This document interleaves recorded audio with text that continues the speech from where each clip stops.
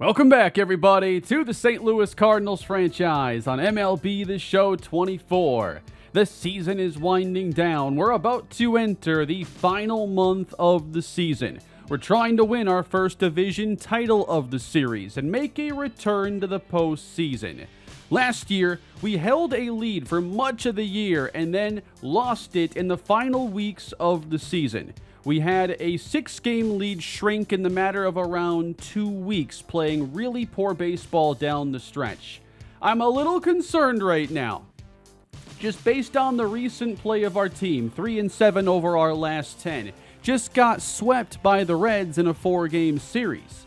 And we're going to play much of the remaining schedule, including September, primarily on the road. Along with that, there are a few players that are still not in the form you'd like to see. Nolan Arenado is finally slowing down. He hasn't played tremendously since the break. He's not as much of an offensive difference maker. Jordan Walker has taken a step back this year. The home runs could end up about the same, but he's hitting for far worse average, not drawing walks at the same rate.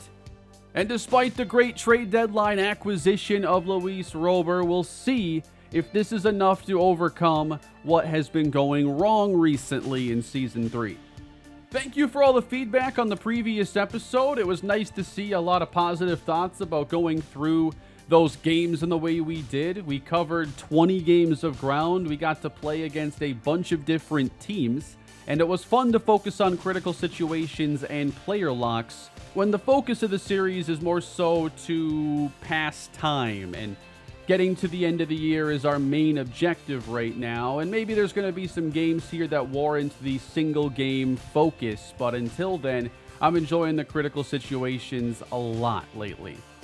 Before we continue on with our season, a couple minor league updates I wanted to throw your way. So, I have called up at the AA level Augustin Garcia now that he has hit 50 overall. I was waiting for him to get to a point where I thought he could produce at AA, and now that he's a 50, I want to give him a shot, but his single A development was solid. Next, I am increasingly concerned about Orelvis Martinez, who's now seeing regression with his contact against righties.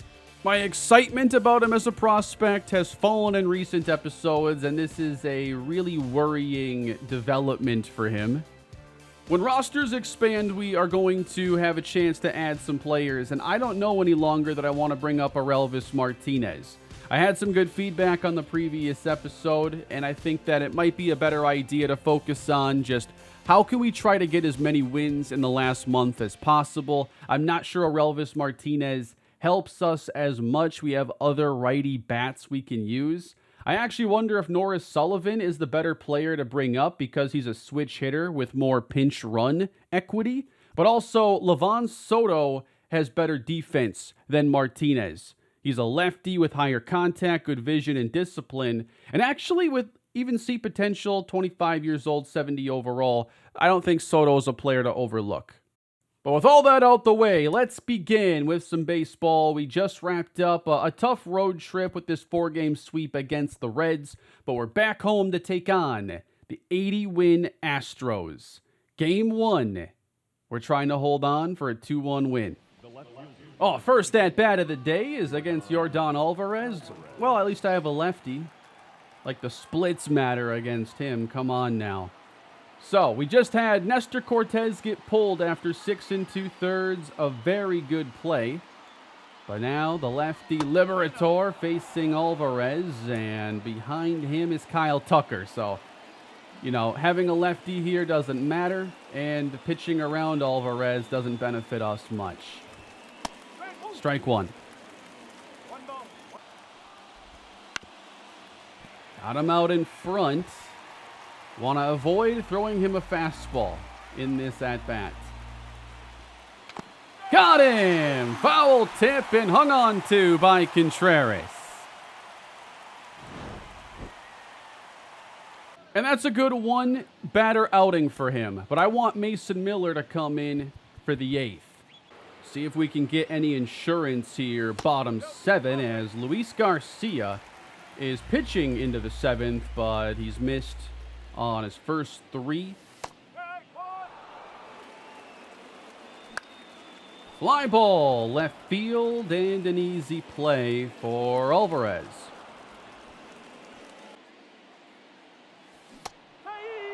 And now coming back to strike out Tommy Edman. Good curveball from Garcia.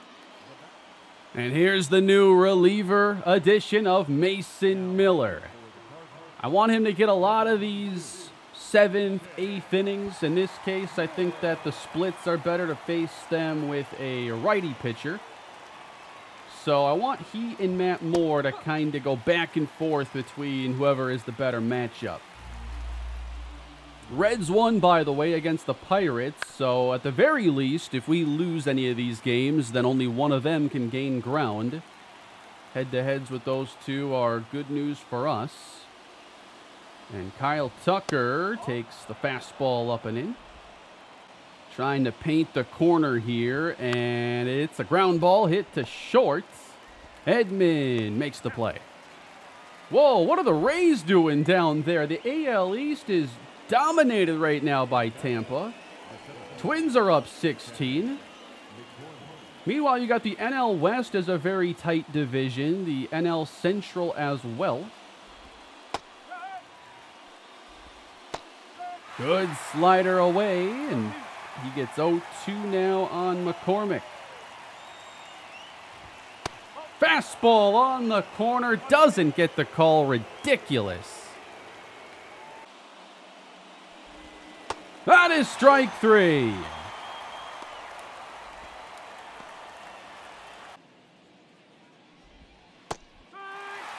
And now Garver down 0-2.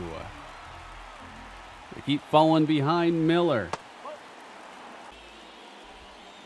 And got him. That's why we acquired Mason Miller.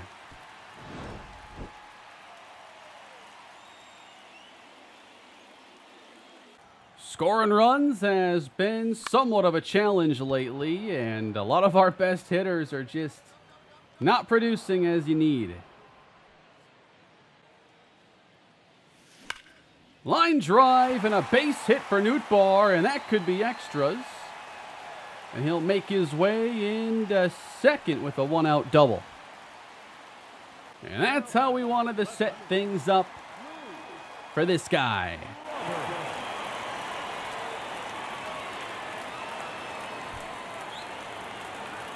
I've had so much fun playing with Luis Robert already.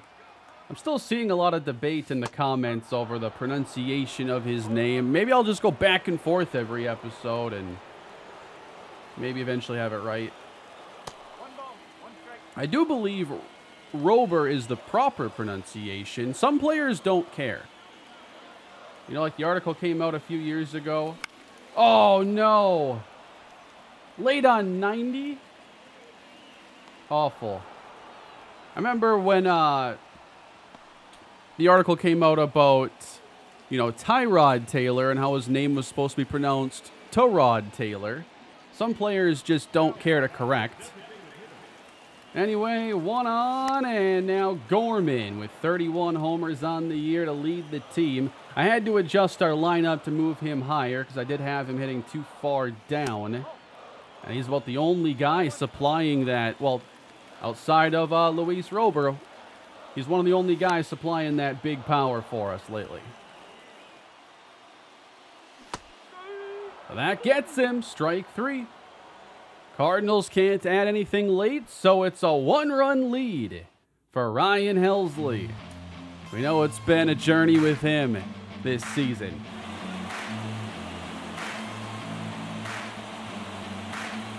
Number 56.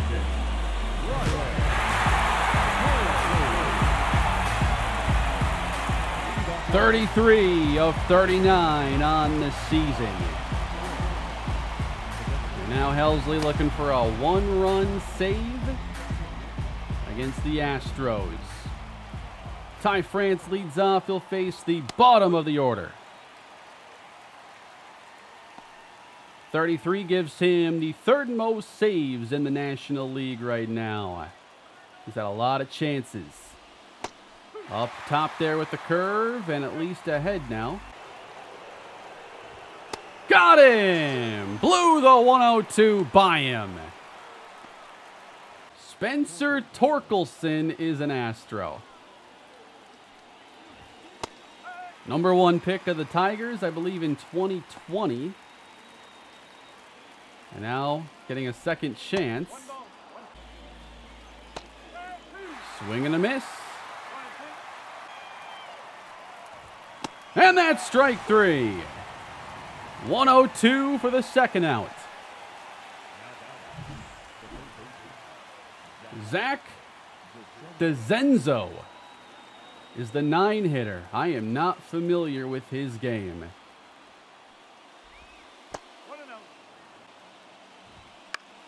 Flip to right. Nootbaar tracking at the line and foul. In there for strike 2 looking. Got him! That's your ball game. All 3 strikeouts with that 102 mile per hour fastball. We end the losing streak and start the homestand the right way.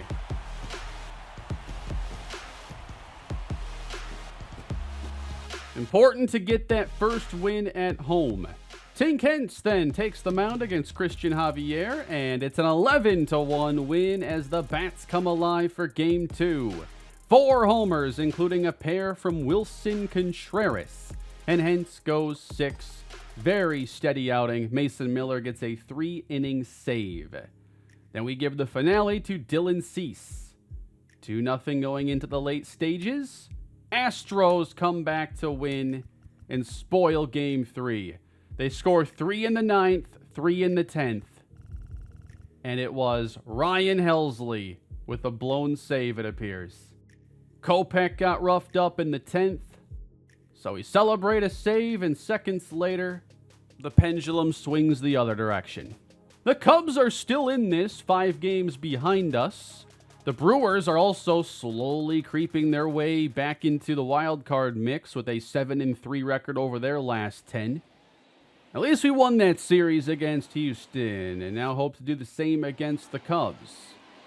Corbin Burns takes the mound, and we'll do player lock this one with Luis Robert. We've got 2 on in the first inning. I got to get at least one more player lock game in today. I've just really enjoyed all these games and at-bats with him. Looking for a fast start. Inside from J.P. Sears, the lefty. Plenty of speed there on the base paths. Ground ball to the hole and not through. Nearly a double play. And now Nolan tries to put us on the board in the first. Wanting us to steal here, it seems. All right, then. And I don't like the jump. Nope. Langoliers throws them out, and we get nothing in the first. Sharply hit single to left. Feel like I haven't played with Corbin Burns in a while. Might have to do a player lock game with him at some point soon. Uh-oh, they got a stretch of singles and sac flies going there, but we're able to get on the board and answer them with a pair. Contreras going yard again. He's been in pretty good form. Into shallow center, and will drop in for a base hit. Another chance here for Nolan. The 2-2 is a called strike 3. And then it's Nolan Gorman, and the 1-2 is going to make its way into left. Let's see if Contreras can keep up the hot bat. Full count, we're going to leave with the pitch here. And Contreras skies it to left. Hit pretty well, but will stay in the park to finish the third. Pitchers settling in, not much happening. Besides 3 errors for the Cubs. So Walker's on again here, bottom 5. Got another one up, but missed it. Right center field, and that drops. But this time he can make the move to second as Walker comes around and scores. Second hit of the game for Luis Robert, and another RBI.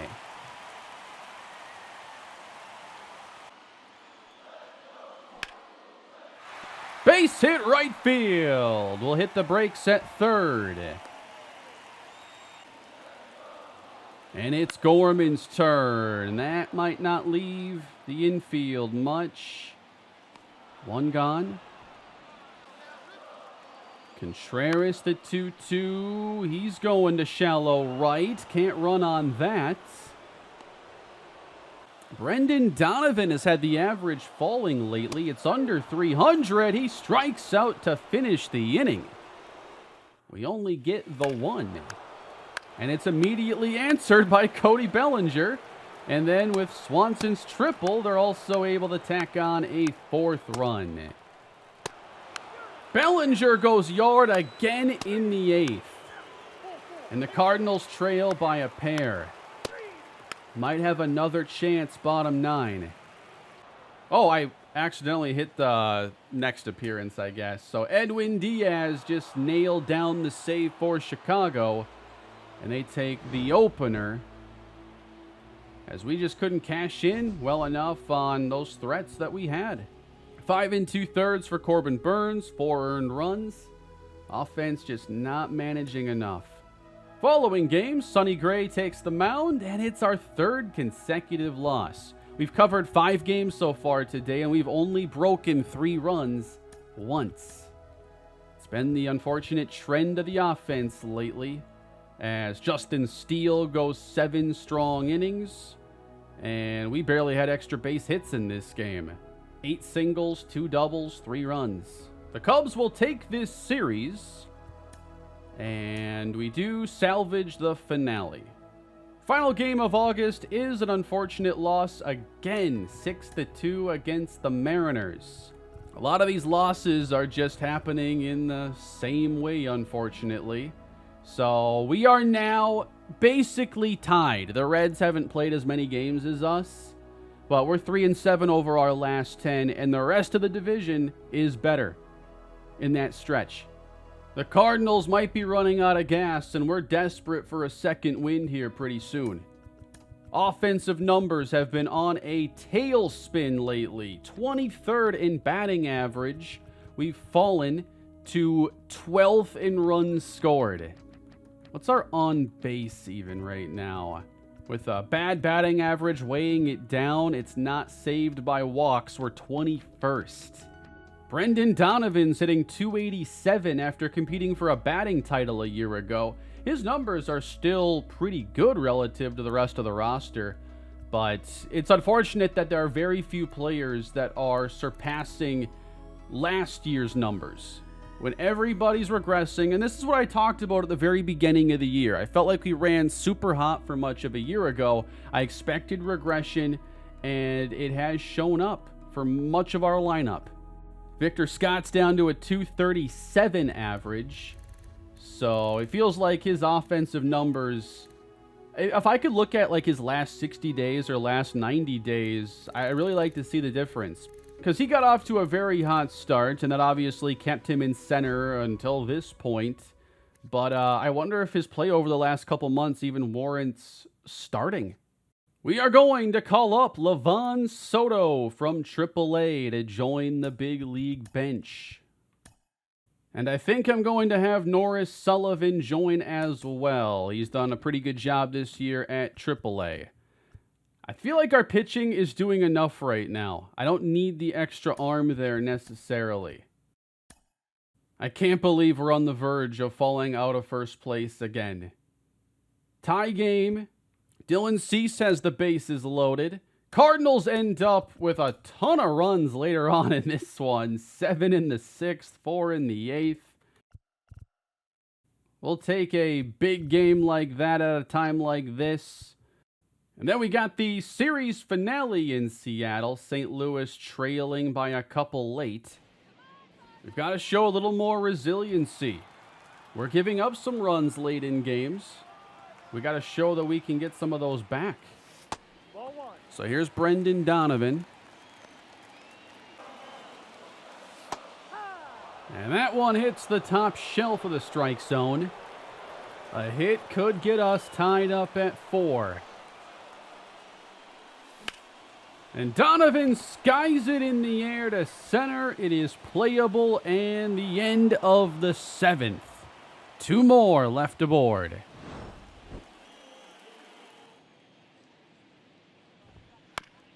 And any issues we have with our bullpen are only going to be magnified when you look at a team that's struggling to score runs. There's just so much less room for error, so every run that we give up late is going to feel like it's just piling on to the mountain ahead of us. JoJo to JP. And got him! That's a mile outside the zone.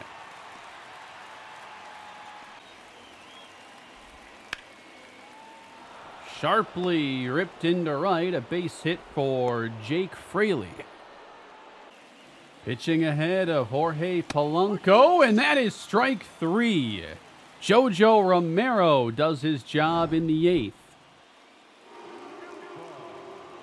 But can anybody come up with a big swing here for the Cardinals? It's Lars Nootbaar with a 9-game hitting streak right now on the line. Line drive, and the streak continues. He's on. And how about Luis Robert looking for the big swing with Spire missing outside. 2 for 12 here in the series. Maybe cooling off a little bit. Got the outer edge with the slider.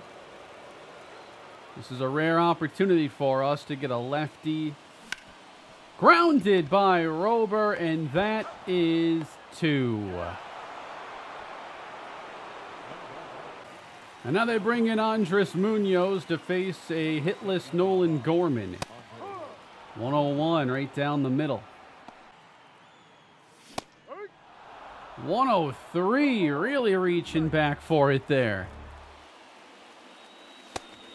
But we're working this count full, and he's throwing some good sliders in this at-bat. 3-2 to Nolan Gorman. Called strike 3. Anthony Bender's been a solid addition for us, mainly against righties. And the moves that we made should lead to more than 1 year of bullpen upgrade. I know that Mason Miller has, I think, 3 years of team control. I think Bender maybe has 1 additional. And finally, strike 3 on Senzel. There's been a lot of movement here in the series. Jarren Duran, Alex Kirilloff now find themselves with the M's. And a bunt put down by Duran. It's going to be an infield single. Oh, they got Willie Castro as well. Okay. Minnesota West here. It's a line to center, dropping in front of Scott. On the way to third, Duran in safely with the errant throw. First and third for the Mariners. And already a 2-run lead. And they get Julio Rodriguez. Confidence waning here for Bender. Not going to make a move here, but probably looking at his last batter here. Hard enough to get 2 against some of these great closers. Don't want to have to aim for 3. Oh, they still got King Felix shirts in the crowd. I love that. He's been retired for a little while, too. Backed off at 100. Wow, what a break. Strike 3 on Rodriguez. And now we bring in Matthew Liberatore to get out number 3. And it'll happen on 1 pitch. When the pitching only gives up 4 runs, you'd hope that you can find a way to get the win. So here is Brian Abreu coming over from the Astros to the Mariners and trying to close us out. Wow. Was that just late? I did sit back on that. No, I nailed it. You know, it's interesting. When you play with a team that's hot and cold, you can notice it in just... strike three. But you can definitely see, you know, the good swings. When those are getting hard hits, the team is doing well. That's why I like these settings. So much is still up to the players. Whether they're hot, cold, in good form, or just whatever their situation is, it's not enough to just swing with good timing. And that's how I prefer franchise. But I'd like someone to get us something, but that's a bad swing. Could be 0-3 or 3-0 right now. A bloop and a blast is what's on the menu. Called strike three on the corner. The game is left up to Wilson Contreras then. Got to lay off these low sliders. But it's by him at 99. And there's the slider to end it. Nasty stuff from Brian Abreu. And it's another lost series for the St. Louis Cardinals. And we're looking at a tie atop this division. We'll play 20 more games this year, and 6 of those are going to be at home. Thankfully, we have had a pretty good road record this year, but you just assume you play worse on the road compared to home. And if we're going to win this division, we're going to have to show we can still play strong on the road amidst a lot of cold streaks. Confidence right now in us winning this division isn't great, especially looking at Rober falling into a cold streak after starting so hot with the Cardinals. We need somebody to get this on the right track, and right now, Lars Nootbaar is that guy trying to turn things around. And then Nolan Gorman's at 31 homers. His numbers are pretty solid. I actually don't even remember this, but Livan Soto did get 11 games of experience last year with us and did play well. I'm thinking about just anything here. Can we put somebody in this lineup to try and just provide a spark or at least a change of pace? We're on the road going into Atlanta. 5-2 Braves in the late stages. These losses are pretty much all identical. Sonny Gray only goes 3 1/3, and the bullpen cleans up, but it just doesn't matter. We're shut down by Zach Eflin. There are 4 teams right now that have a good chance of winning this division, and if it ends up boiling down to us making it as a wild card, it's not going to be a gimme. 3 teams make it, and right now we'd be a game away, basically, from missing the postseason entirely. This Braves series is actually very critical. They're behind the Phillies. So, winning a series here could be a difference in making it or not. 80 win Atlanta, 78 win St. Louis. In a battle of teams that have lost World Series to the Minnesota Twins. Here we go. We're going player lock with Livan Soto getting a start at short. I don't think he's going to be the difference maker, but I want to change something.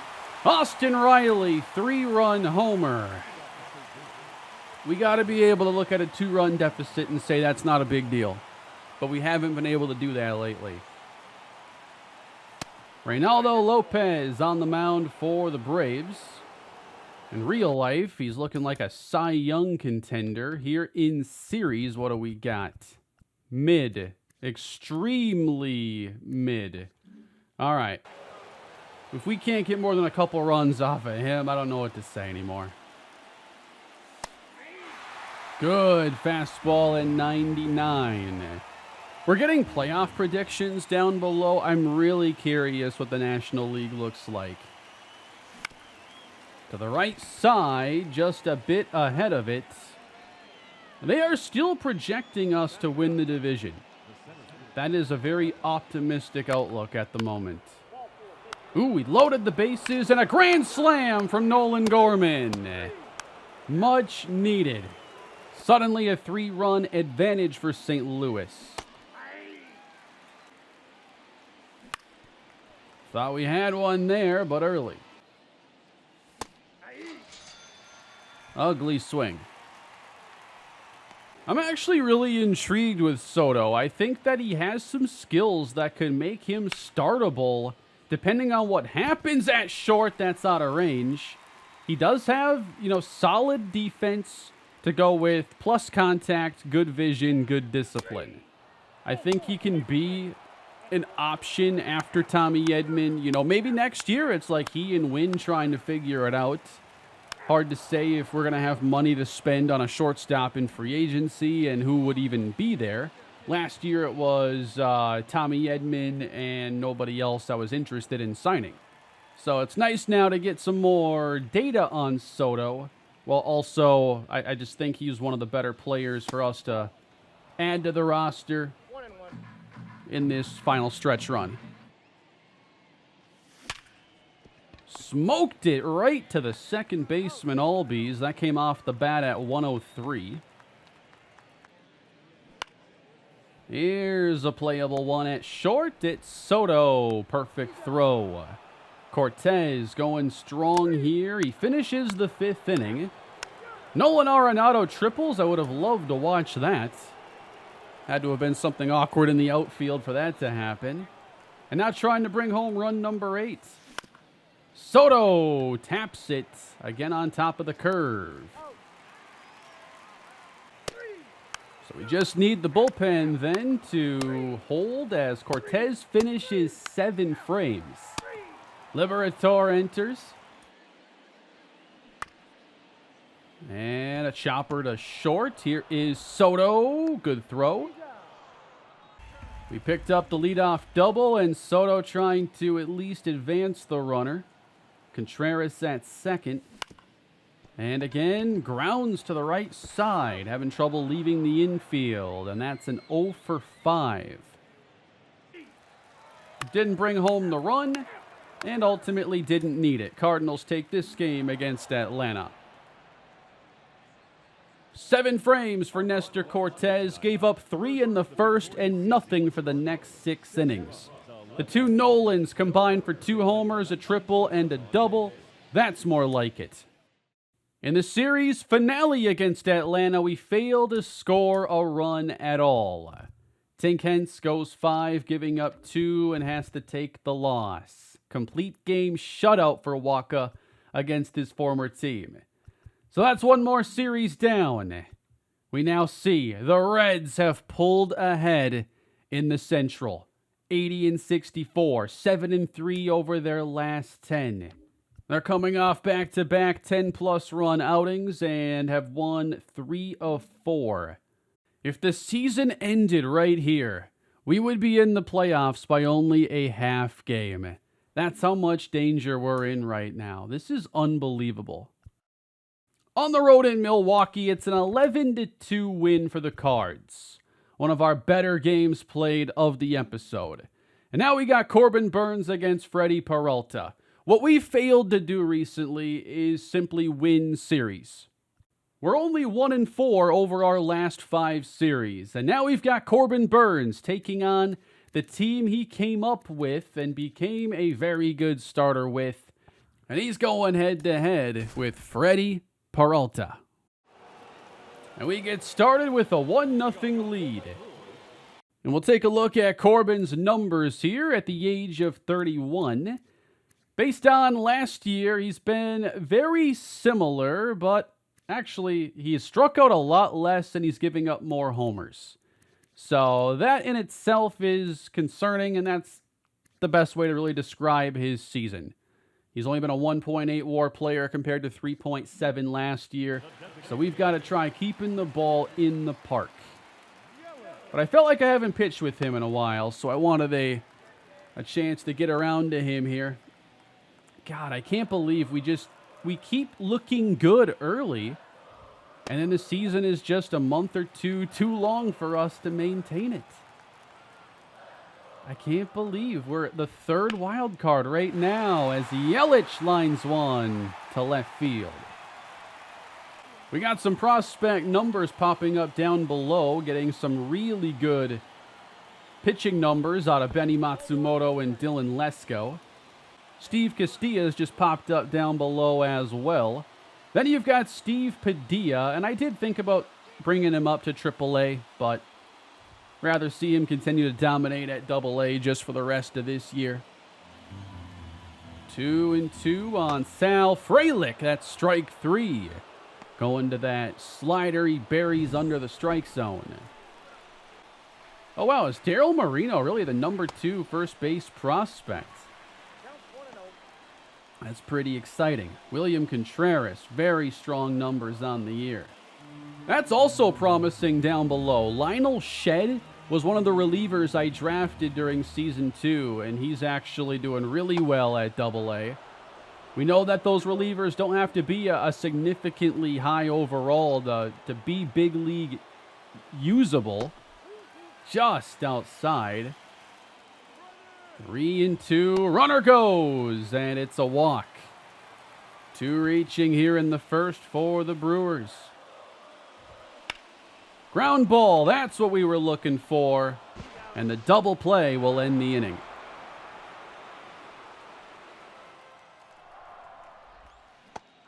Big curveball from Burns. Swung on and missed by Willie Adames. We noted the strikeout numbers were down for Burns, and early on it has been a challenge to try and put these batters away. 2-2, that's strike 3. Perfect cutter.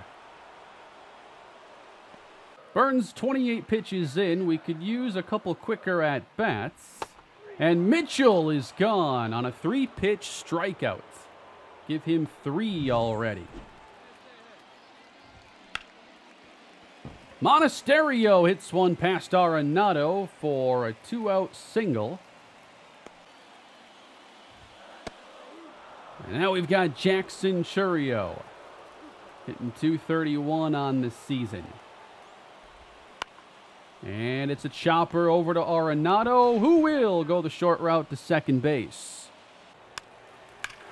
3-run homer. Luis Robert sends one out. It's 4-0 St. Louis.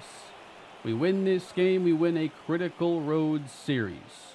That's all we can hope to do right now is just try to take 2 or 3 as many times as we can. We will have one more home series against the Reds, and it's already setting up for us to really focus on that 3-game set. Great cutter, but took it. 3-2. Fishing again. Strike 3 for Burns.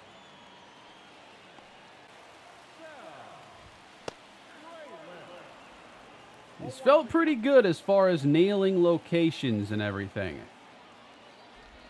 And they're clearly willing to expand the zone.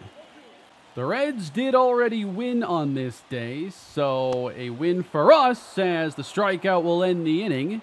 Will keep us a game and a half back. But we've got to be realistic as well and try to focus on having a strong standing for the wild card. Yeah, Burns is on his game today. I like this. 51 pitches in now as we're bottom 4. Has had to throw a few more than I'd like, but they're not hitting the ball hard. Popped up. I want this one. And Burns. Nope, never mind.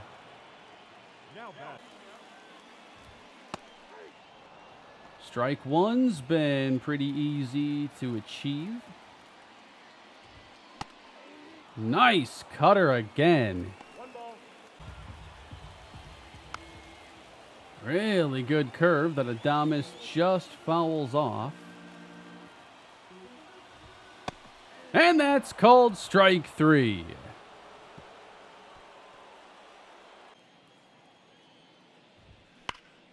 Garrett Mitchell gets one over the plate, but still lines out in center. Even the sinker is getting them to expand, and that's early in the count. Then the changeup should have got him looking. Count runs full and reaching. It's strike 3. How about 7 already for Corbin Burnes? Swing and a miss. They've had a hole in their bat all game long. 2 hits to this point for Milwaukee. Got a piece of that one, but picked up by Donovan. Nice reach by Walker. We kept him from doing any damage in the first. Pitched around a couple base runners.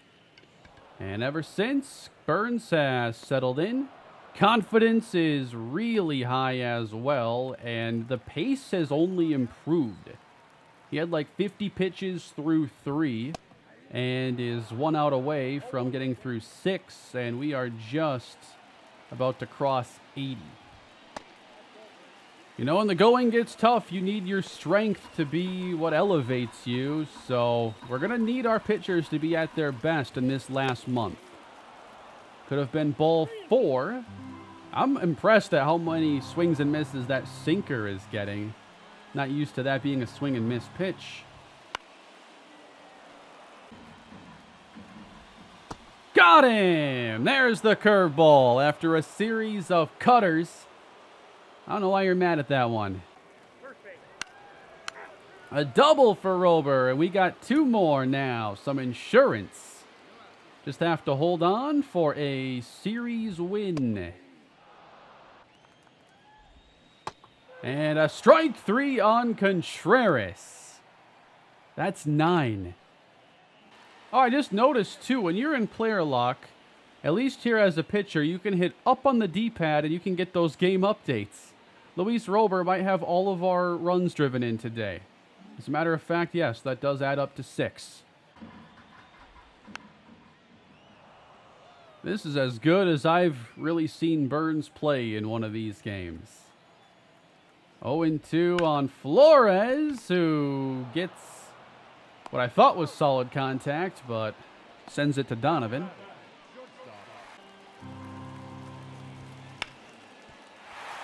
A base hit is through, the 3rd for the Brewers in the game.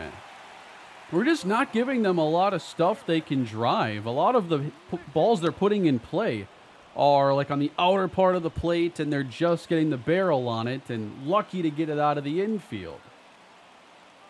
Garrett Mitchell now with 2 gone, and Adames will take off, and he's in there. Pitch 100 is fouled back. Give us 1 final out here, Corbin. Strike 3! 10 strikeouts against his former team. An absolute gem from Burnes. Now, something else I didn't realize here. If you hit right on the D-pad, you can get a nice rating matchup there. That's pretty cool. They didn't set up to take Burnes out after the 7th, so I have somebody getting up and hopefully can keep the shutout intact.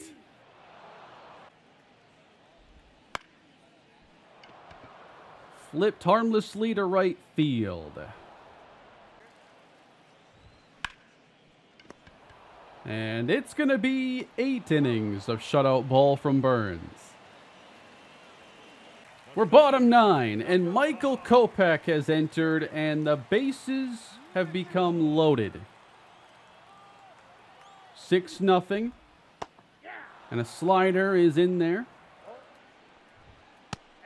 Strike 2 on the heater. And it's a shutout for St. Louis and a series win in Milwaukee. This might end up ending their season with a couple of victories from us, but a much-needed win. Very happy with that performance. Great outing from Cease. Better outing from Burnes. Sonny Gray follows it up, and yeah, we're dominating this game as well. What a time for a sweep. Giving up 3 runs in the series and scoring 26. And that's our last games against the Brewers this season. Nice way to end things. We're a game behind the Reds now, as they are still 7-3 over their last 10, but are 2 games up on the Pirates in the wild card. Now we head out to Detroit. And Mason Miller coming in. It's a scoreless game. In the late innings, we'll take a 1-0 win. 4th consecutive victory. And another brilliant start for Nestor Cortez. Tink Hens takes the mound. And a 2-1 lead.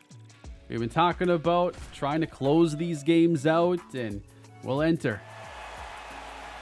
So what do you do here? Helsley not fully rested. It's a 1-run game. Do you get him ready for a potential save? Or give somebody else a chance? Should this hold? For now, the situation is 2-1 St. Louis. Matt Moore versus Colt Keith. Walker on the backhand will make the play. Good fastball to Max Clark. And flip towards Rober in left. He sprints and makes the catch.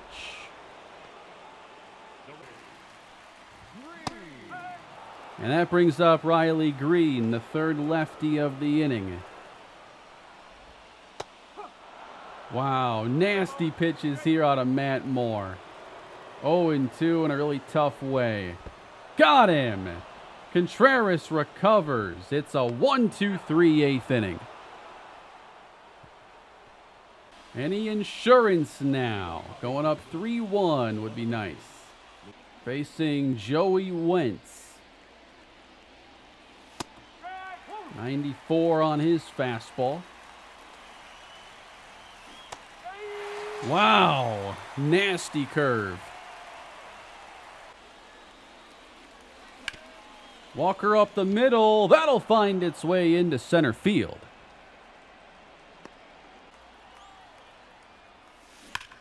Contreras now. That is foul just early on it. Got to sit back a little more on his curveball.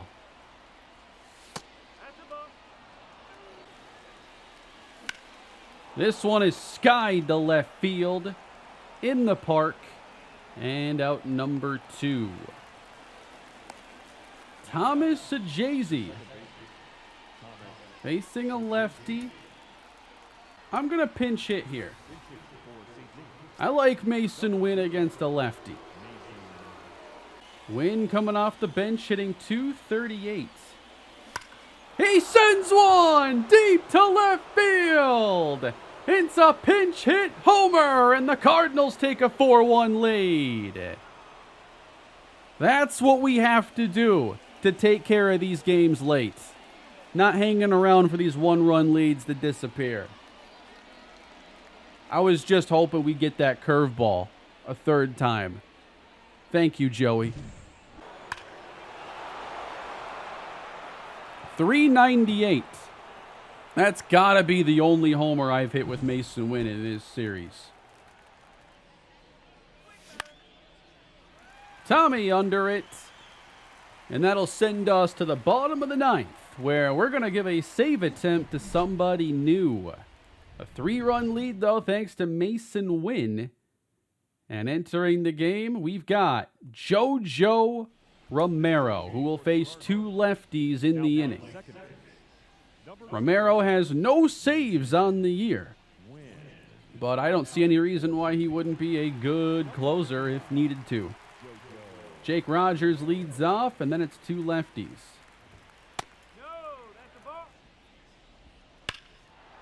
Left that one up, and to hit one 102, that foul is interesting.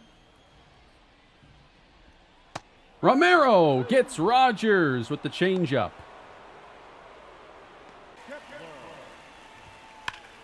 Max Kepler now. That ball is ripped. That's got to be like the best hit I've ever seen from him against a lefty. That came off at 101. So there's a base runner. And now Jace Young. That gap between us and the Reds shrinking, by the way. It's a half game right now. If we win, we should be tied with them again. Lifted to left. An easy play for out number 2. Oh. And that's to left field. Ball game. Cardinals take it, and they're on a bit of a roll lately. They just got done with a sweep of the Brewers, and this makes it 5 straight wins. Tink Hence, 6 innings, 1 run allowed. He has pitched like a veteran all season. I can't believe the consistency he's shown. A lot of times these young players take a couple years to become that consistent, but I think he's been one of our most reliable the entire way. 4.02 ERA, 137 strikeouts. For advanced numbers, a good home run rate under 1, 3.86 FIP. If this is just the starting point, he's got a chance to be very good. And indeed, going 7-3 over our last 10 has us back in the first place tie with the Cincinnati Reds. After we wrap up Detroit, we go back home for our last homestand of the year, which will include big games against the Reds and a 3-game set against the Phillies, who are leading the East. So that's going to be all the MLB progress we cover in today's episode. Give me your thoughts as we approach the last 2 weeks of the season. I wanted to go to AAA, or actually AA for a moment, to talk about a couple players. One C potential prospect I've been intrigued with is Won-Bin Cho. However, his contact regression this year has been really bad. I don't know how you have -8 contact against lefties, +9 power. Unless you're hitting like 180 with all your homers, that doesn't really compute to me. Hitting 208 with 5 of his 13 home runs. So that'll do it. He's hit 8 in 400 plus at-bats against righties, 5 in 106 against lefties. Weird. And then we've got Daryl Moreno, whose numbers aren't anything special right now. His power against lefties is going down, but contact has been going way up as he's hit 300, and that is with 15 hits in 50 at-bats. I want to close it today with a Daryl Moreno player lock game. I had a brief thought when we were looking at September call-ups about, man, is Daryl Moreno the guy who can make the best difference? I just don't think that I don't want to start the clock on him already. I don't want to force that. I do think coming off the bench, he could very well be a difference maker right now. But I guess those aren't the kinds of moves I'm willing to be bold with right now. Here's Daryl Moreno with 2 gone in the first. I'll have to look on the stadium thing if that's working for the minor league stadiums. There are some nice ones out there. I'd like to actually use the created ones.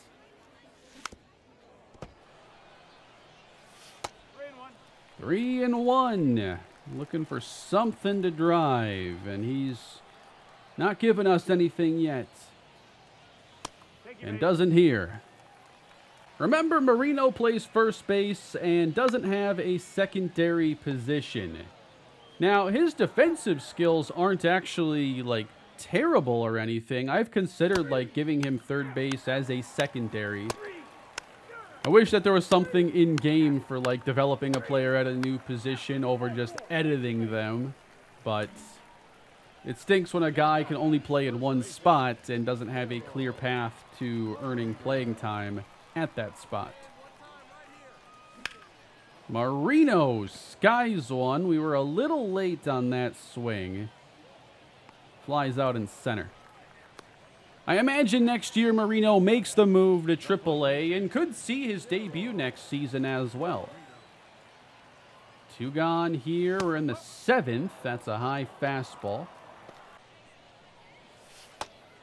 I think, for instance, injury-wise, if something were to happen to Gorman or Walker, he'd be one of those first guys to fill in at either spot.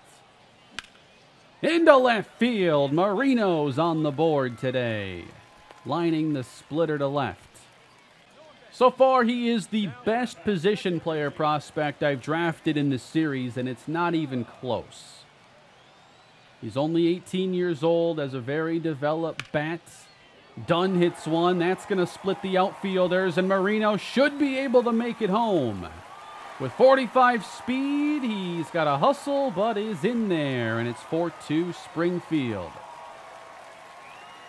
Ooh, Lionel Shedd's getting some playing time right now. I do want to see his ratings. But Shedd, the lefty. And it is a ground ball hit straight to Marino, to the bag. And the Cardinals win this one. A one-hit day for Marino, but always nice to check in on some of the top prospects in the organization. Daryl Marino is currently the number 42 prospect in baseball. And at 75 overall, I just don't know that there's a whole lot more development he can get in the minors. You know, I've been trying to think about, like, is there a ceiling they can reach playing at AA versus AAA? Certainly you're not seeing guys develop into like the 80s in the minor leagues. So it seems to me that the minors don't have a whole lot more to offer him.